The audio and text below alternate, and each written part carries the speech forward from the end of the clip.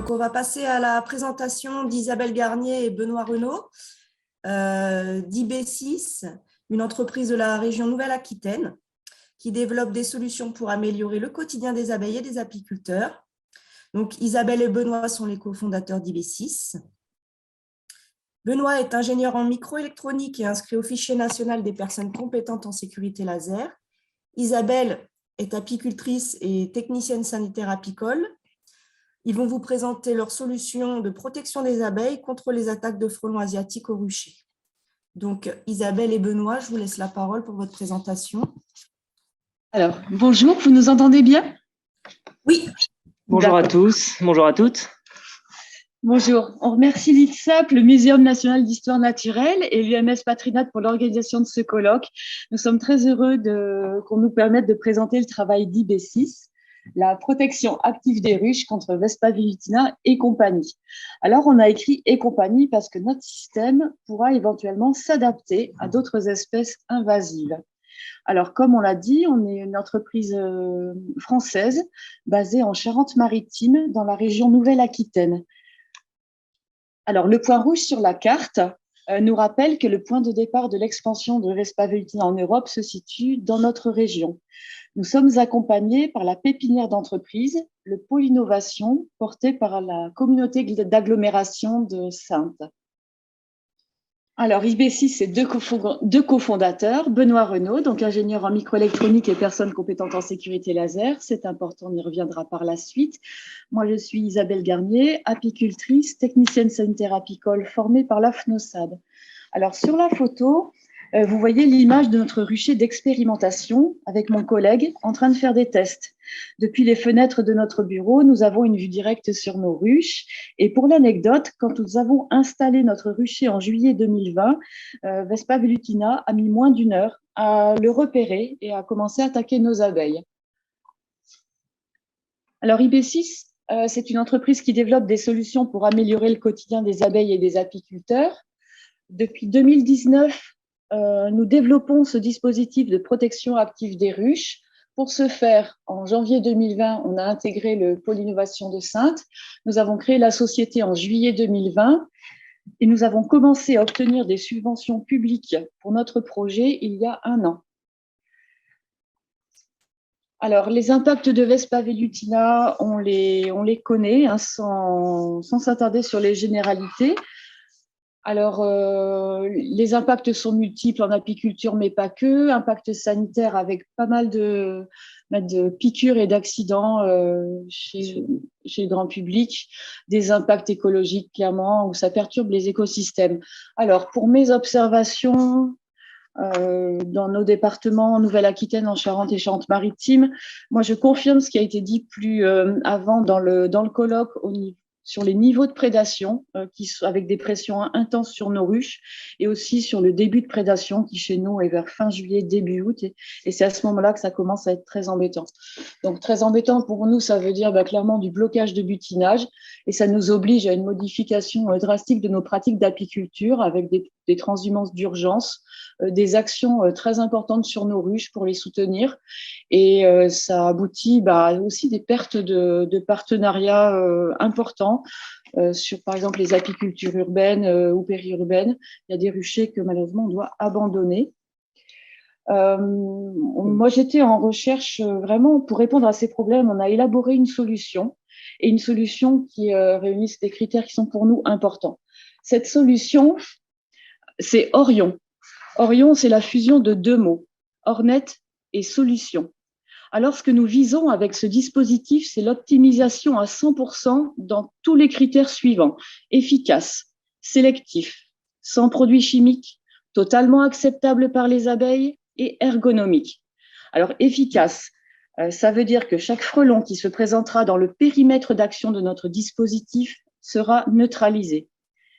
Sélectif, alors on ne vise que Vespa velutina, rien d'autre. On ne vise aucun dommage sur les espèces non cibles. Sans produits chimiques, on est bien d'accord, comme ça a été dit plus haut, qu'on ne veut pas utiliser d'insecticides. Nous, on se situe dans le respect de la feuille de route Neoterra de notre région Nouvelle-Aquitaine. On souhaite un dispositif totalement acceptable par les abeilles. On ne veut pas d'obstacles mécaniques qui puissent gêner les butineuses, ni de mouvements intempestifs stressants devant le trou de vol de la ruche. Enfin, on souhaite une solution ergonomique, un appareil que chacun puisse installer seul, facilement et déplacer selon ses besoins. C'est maintenant mon collègue Benoît Renaud qui va prendre la parole et qui va vous détailler comment, techniquement, fonctionne le dispositif Orion.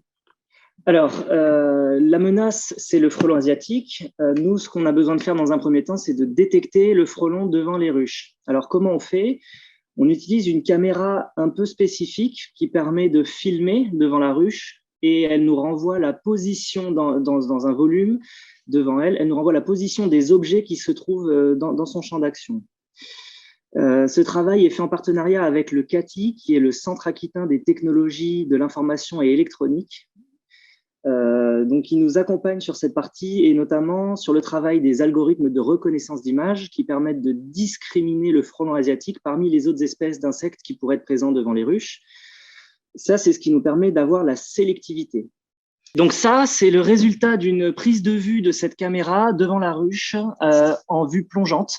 Donc, on est en vue de dessus de l'entrée de la ruche. Ce qu'on voit en bas, c'est la planche de vol avec le sol. Et alors, désolé si la vidéo est saccadée pour vous, c'est dû à un problème de débit sur les réseaux, mais la vidéo est à vitesse normale et donc ceux qu'on voit qui se déplacent, ce sont des frelons asiatiques identifiés par des cercles verts. Un cercle vert, ça veut dire que l'algorithme de reconnaissance d'image a bien détecté un frelon asiatique. Et donc, ce travail est effectué en temps réel par un algorithme de reconnaissance d'image qui traite le signal de la caméra. Une fois qu'on a réussi à détecter la menace, ce qu'on va vouloir, c'est la neutraliser.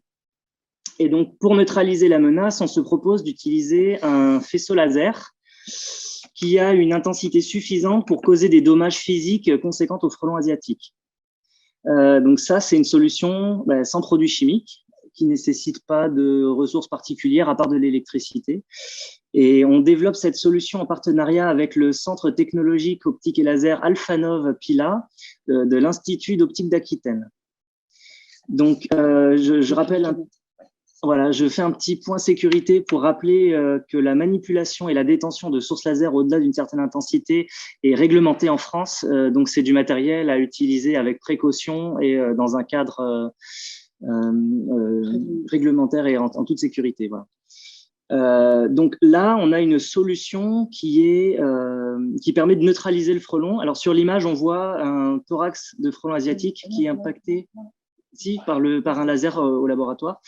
Et donc le problème, c'est que le laser, il est fixe et les frelons sont parfaitement mobiles quand ils sont à la ruche. Donc là, on va avoir besoin maintenant de mobiliser le faisceau laser.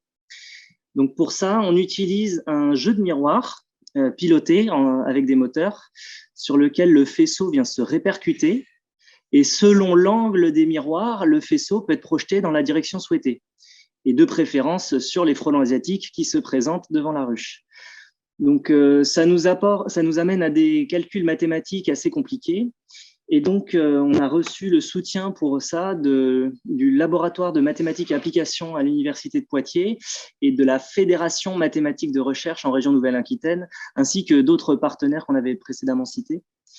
Donc, grâce à ça, on peut orienter le faisceau et vraiment protéger toute une zone devant la ruche sur un volume, alors qui n'est pas spécifiquement délimité, mais on vise un volume d'un cube d'une quarantaine de centimètres de côté pour protéger devant la ruche, vraiment là où les frelons viennent attaquer les abeilles, se mettent en vol stationnaire et donc provoquent par leur présence le blocage de butinage.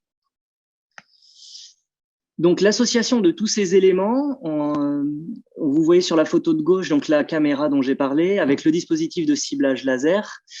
L'association de tous ces éléments permet d'orienter le faisceau sur une cible. Donc, on voit la cible au milieu, c'est un frelon asiatique mort, avec le faisceau laser qui est orienté au-dessus pour qu'on le voit. Et sur la dernière image, sur l'image de droite, on voit qu'on arrive parfaitement à éclairer le frelon asiatique.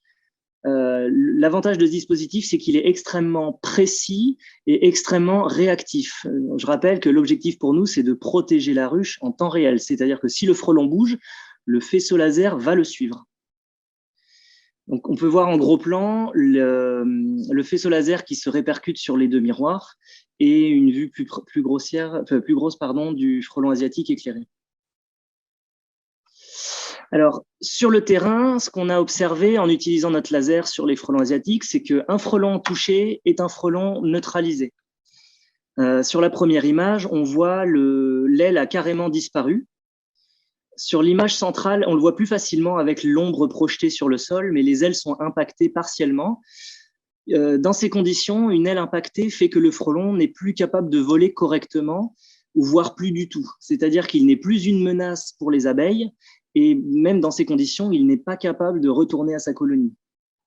Et donc, sur l'image de droite, on a un thorax de frelon asiatique où, après dissection, on voit parfaitement le résultat d'un impact de tir laser. Ça l'a carrément transpercé. Donc, l'association de tous ces éléments, nous, notre travail, c'est de fabriquer un appareil qui associe ces éléments pour aboutir à la solution souhaitée, donc Orion, qui est sélectif, efficace, sans produits chimiques, acceptable par les abeilles. Et donc, on voit une vue d'artiste, c'est pas forcément une version définitive, mais c'est pour donner un ordre d'idée de ce à quoi ça tend à être en termes de volume et d'encombrement. Pour nous, l'idée, c'est que l'appareil soit le plus transparent possible pour l'utilisateur et pour les abeilles. Donc, l'apiculteur le place sur sa ruche et l'oublie. Et il ne faut pas que ça modifie ses habitudes de travail et il ne faut pas qu'il ait à se soucier de le recharger, etc., etc. Donc, on tient aussi, et c'est très important pour nous, qu'il soit évolutif. Aujourd'hui, on a à cœur de ne pas impacter la biodiversité et de cibler spécifiquement Vespa velutina, le frelon asiatique à pattes jaunes. Seulement, on a entendu dernièrement l'arrivée en France, l'observation en France, dans le sud de la France, de Vespa orientalis. Et on n'est pas à l'abri, il doit y avoir une vingtaine d'espèces de frelons asiatiques, on n'est pas à l'abri un jour qu'une autre espèce envahissante arrive. Donc, dès lors que cette espèce est considérée par les autorités compétentes comme une espèce envahissante, on peut mettre à jour notre dispositif pour qu'il détecte cette espèce comme cible et donc la neutralise également quand cette cible est en prédation devant la ruche. Donc, aujourd'hui, on est encore en phase de développement de notre prototype. On valide la robustesse. Jusqu'à l'année prochaine, une campagne de test est prévue à partir de juillet, dès la prochaine saison de la prédation du frelon asiatique. Fin d'année 2022, retour d'expérience et développement industriel de notre prototype pour en faire un produit commercialisable avec un objectif de fabrication dès 2023 et d'une commercialisation pour la saison 2023. Alors, pour mener à bien notre projet, nous sommes accompagnés par des partenaires que vous pouvez voir sur la diapositive. Dans l'idée, en fait, on va construire de nouveaux partenariats maintenant pour continuer notre campagne de test de 2022. On souhaiterait justement, par cette campagne de test, répondre à beaucoup de questions en termes juste techniques, en termes de réaction des colonies d'abeilles aussi par rapport au blocage de butinage.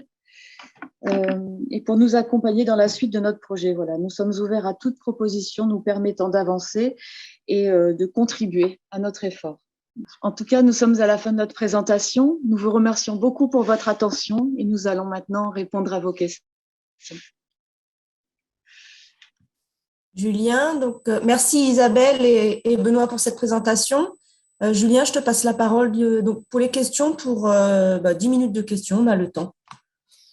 Très bien, merci. Donc merci pour votre présentation. Des questions qui tournent beaucoup autour du niveau de développement technologique en termes d'application, donc des questions qui tournent sur le nombre de dispositifs nécessaires pour protéger un rucher. Faut-il un dispositif par colonie, plusieurs sur un rucher? Voilà. Est-ce que vous avez des éléments là-dessus? Et bien entendu, en lien avec la question du coût éventuel de mise en œuvre. Voilà, dans un premier temps, je pense que ce sont deux questions qui vont être liées. Est-ce que vous avez des éléments pour le moment là-dessus? Alors, je commence à répondre sur la question combien de dispositifs par rucher. Alors, ça fait partie des tests que nous avons prévu de mener en 2022. 2023. En 2022. C'est des tests que nous avons prévu de mener en 2022 avec des premiers dispositifs. Effectivement, on sait aujourd'hui qu'un dispositif est à même de protéger une ruche. On a observé que le frelon asiatique, sur mes ruchers, il arrive au rucher, il essaye de prédater une ruche et puis parfois il change de ruche. Donc ça, c'est des choses que nous allons mesurer statistiquement. Est-ce qu'il faut un dispositif pour 3 ruches, pour 10 ruches? Est-ce qu'on peut protéger jusqu'à 20 ruches? Voilà, ça va être testé. Voilà, donc comme les harpes électriques qui sont placées entre les ruches ou sur le côté des ruches, le frelon est mobile. Et donc nous, on a observé cette mobilité et on mise là-dessus pour que, en ayant un dispositif sur une ruche, il ait en réalité une couverture sur plusieurs ruches. Maintenant, la campagne de test va permettre de déterminer quel est l'emplacement le plus judicieux. Est-ce que si on a un petit rucher, est-ce que c'est mieux d'avoir le dispositif sur un côté, au milieu? Voilà, ça c'est la campagne de test qui va permettre de répondre à cette question. Et en ce qui concerne le coût d'un appareil, alors comme on est encore en phase de développement, on n'a pas les composants électroniques définitifs qui seront utilisés dans la version finale. Donc, c'est surtout eux principalement qui vont engendrer le coût de l'appareil. Et ce qui est sûr, c'est qu'on vise un coût le plus acceptable possible par le public le plus large possible, autant les apiculteurs amateurs que professionnels. Et dans la mesure où le dispositif aurait un coût de toute façon potentiellement inacceptable en termes de prix, tout le monde n'a pas forcément les moyens d'avoir de se payer du matériel cher, si jamais c'était cher. On mise aussi sur le fait d'être accompagné par les autorités administratives. Si le frelon asiatique est classé en danger sanitaire de catégorie 1, éventuellement, l'État ou les préfectures pourraient se saisir de ce problème et donc nous aider financièrement à équiper les apiculteurs. Alors, il y a 2 questions en fait dans le terme de coût. Il y a la question de l'appareil et la question de à la charge de qui et le coût de la lutte. Donc oui, l'appareil aura un coût incompressible. Le coût de la lutte, voilà, comme disait mon collègue, danger sanitaire de catégorie 2, danger de sanitaire de catégorie 1. Voilà, c'est pas à nous de répondre à ces questions. D'accord. Pas mal de questions par ailleurs sur le laser, sa puissance, et éventuellement, est-ce que vous avez des éléments sur la distance d'action qu'a le laser et les risques qui peuvent être engendrés à la fois sur derrière le frelon, des abeilles ou des risques de mise à feu, par exemple, dans certaines zones sur des végétaux secs. Est-ce que c'est concret comme risque? Alors, le laser, on fait en sorte qu'il soit d'une puissance suffisante pour avoir un impact physique et assez efficace sur le frelon asiatique. Maintenant, on n'utilise pas un laser d'une puissance déraisonnée. J'entends par là que plus la puissance d'un laser est élevée, plus le coût du composant laser est élevé. Et comme nous, notre objectif est d'avoir les coûts les plus réduits possibles pour les acheteurs, il faut qu'on ait le laser qui soit le dimensionné le plus juste possible pour être au minimum efficace, mais pas surdimensionné. Ensuite, le risque lié à l'utilisation des lasers, il y a plusieurs risques identifiés.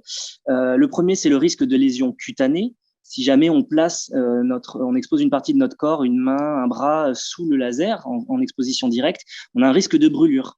À partir de là, il y a des réflexes qui font qu'on va pas volontairement s'exposer à ça.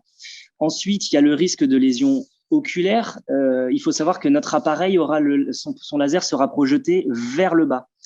Donc, il n'y a pas de risque que le faisceau laser soit projeté vers l'horizontale ou en hauteur dans une direction où quelqu'un à distance de la ruche risquerait de prendre le faisceau dans les yeux.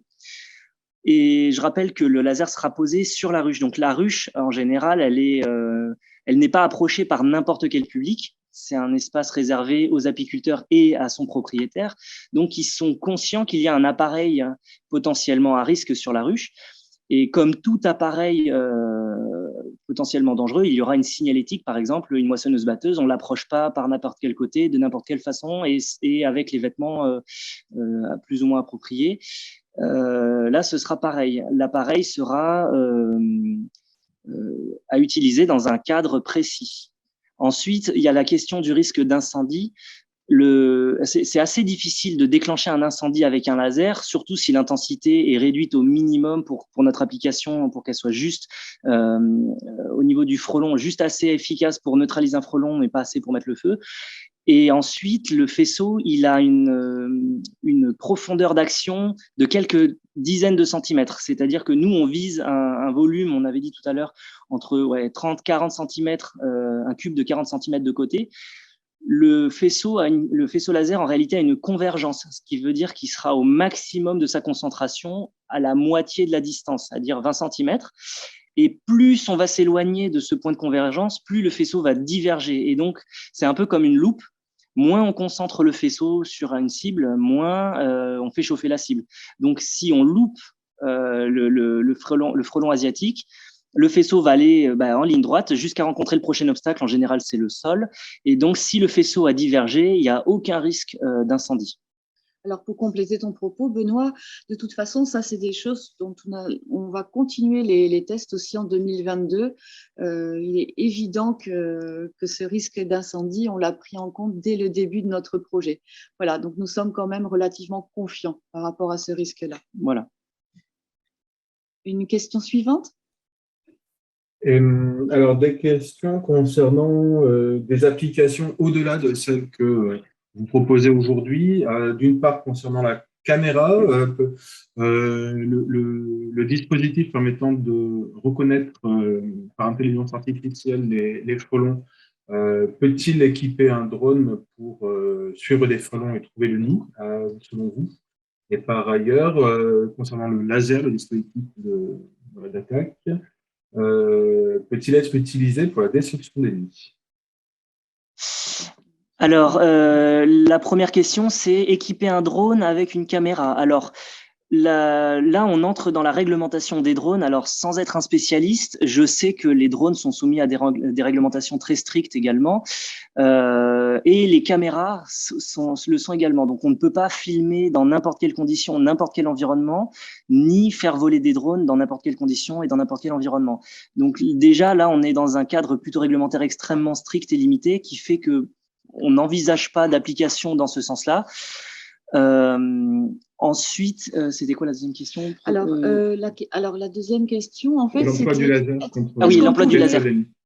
Voilà. Alors là, c'est toujours pareil. On est dans le cadre d'utilisation d'un laser qui est réglementé. Nous, on va avoir un cadre de machine agricole. Notre appareil sera considéré comme une machine agricole. La législation n'est pas la même que si on est en champ libre avec la possibilité de projeter le rayon laser dans n'importe quelle direction. Et donc, si le but, en réalité, est d'utiliser le laser pour déclencher un incendie sur le nid, ma réponse à la question précédente, le préciser, c'est que c'est pas forcément facile de déclencher un incendie avec un faisceau laser. On a vu des drones sur Internet avec des lance-flammes. Je pense que cette méthode est beaucoup plus efficace.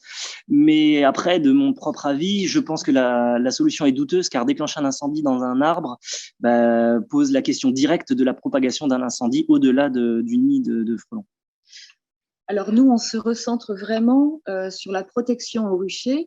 J'entends l'utilisation de l'IA et du laser sur les nids. En fait, l'objet d'IB6, c'est vraiment le projet Orion sur la protection au rucher. Et nous, sur les extensions possibles et les applications au-delà, donc nous, on vise en fait déjà Vespa vitina, qui est un bon exemple en fait pour nous entraîner et pour nous entraîner si jamais on a d'autres espèces exotiques envahissantes. Il y en a plusieurs aux portes de l'Europe. On les connaît tous. Voilà, donc protection des ruches. D'accord, très bien, merci. Enfin, là, je pense qu'on a fait un bon tour de ces questions qui étaient posées sur le forum questions-réponses. Il y en a une, je terminerai par celle-là, sûrement, concernant les frelons qui sont impactés, mais toujours vivants au sol. Quel est leur état? Peuvent-ils représenter un danger pour les personnes qui fréquentent les ruchers? Alors, la question, c'est est-ce que les frelons qui sont impactés représentent un danger pour les personnes qui sont au rucher? Mais toujours vivants. Impactés, mais toujours vivants. Voilà. Dans quel état sont-ils? Et leur état peut-il représenter un danger? Alors, les frelons que nous avons impactés, quand ils sont impactés au niveau des ailes, ils marchent sur le sol autour des ruches. Il y a des fois des tentatives de vol qui s'arrêtent immédiatement. Voilà. Donc, est-ce que ça peut faire un danger? Moi, je pense que quand on approche une ruche, on est habillé correctement. On a des bottes, on a une tenue d'apiculture. Je pense pas qu'il y ait de danger pour l'apiculteur autour de ces ruches, sachant qu'on est toujours vigilant hein, quand on approche une ruche et quand on sait qu'il y a des frelons. Ensuite, est-ce que ça impacte négativement les abeilles? Plus du tout, en fait, c'est des frelons qui sont au sol et qui sont incapables de monter au trou de vol et incapables de monter à la ruche. Ils sont même plus intéressés par les abeilles qui marchent à côté d'eux. Est-ce que ça convient? D'accord, très bien. Merci beaucoup pour vos réponses.